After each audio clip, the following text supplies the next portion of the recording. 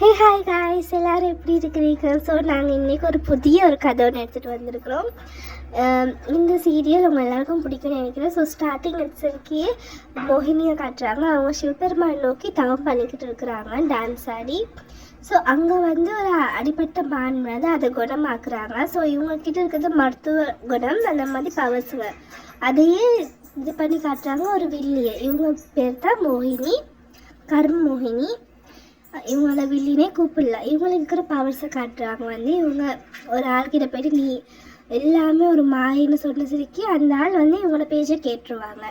இப்போ சாப்பிட்டு சொன்னால் சாவுவாங்க, உன்னோட இதயத்தை கொடுன்னு சொன்னால் கொடுத்துருவாங்க. அப்படி இவங்களோட பவர், இவங்க இந்த பவரை வச்சுக்கிட்டு எல்லா மோகினியும் கொண்டுருவாங்க. ஸோ கடைசியாக ஒரு மோகினி ஒன்று இருக்கிறாங்க. அவங்க இது என்ன அநியாயம் அப்படின்னு சொல்லி டான்ஸ் ஆடுறாங்க.